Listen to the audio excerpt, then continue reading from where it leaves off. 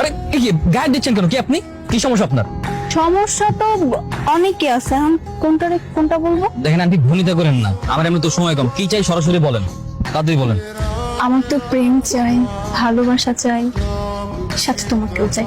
তুমি বুদ্ধ একটা, নিজের গার্লফ্রেন্ডকে চিনতে পারো না? আরে আমি তোমার চিনবো কিভাবে? আমি তোমার কখনো বোরকা পরা অবস্থায় দেখছি? আর বোরকা পরে বেরিয়েছো কেন বলো তো? তা আমি তো কি করবো?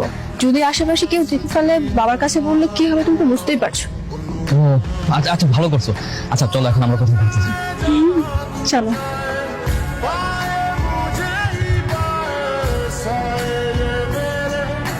কি এভাবে তাকিয়ে কি দেখছো? তাকিয়ে আমি আমার প্রিয় তোমাকে দেখছি। তুমি কি জানো এই বোরকা পরলে তোমাকে কতটা সুন্দর লাগে? তাই বুঝি। আচ্ছা, আমরা বিয়ে করছি কবে? বিয়ে? হ্যাঁ করবো তো। কেন, তোমার বাবাকে প্রস্তাব পাঠাবো? যদি মার খাওয়ার কোনো ইচ্ছা থাকে তাহলে পাঠাতে পারো, কোনো সমস্যা নেই।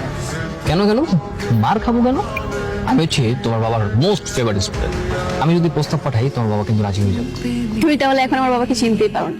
আমার বাবা, আমার চাচারা, ওরা কেন জানে না প্রেম ভালোবাসা কিছু সহ্য করতে পারে না। প্রেম ভালোবাসার নাম শুনলেই ওদের মাথায় কেন যেন আগুন জ্বলে যায়। আর তুমি কি বোকা নাকি?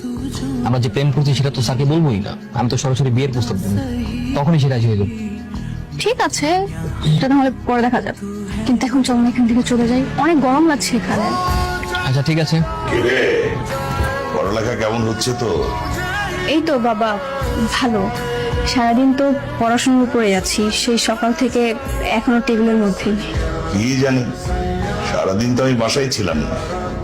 টেবিলে আছিস না কোথায় আছিস আমি তো বলতে পারবো না, কিন্তু ফাঁকি দিস না, ভালো করে পড়। না না বাবা, ফাঁকি দিব কেন? আর ফাঁকি দিলে তো নিজে জালে নিজেই ফেসে যাব।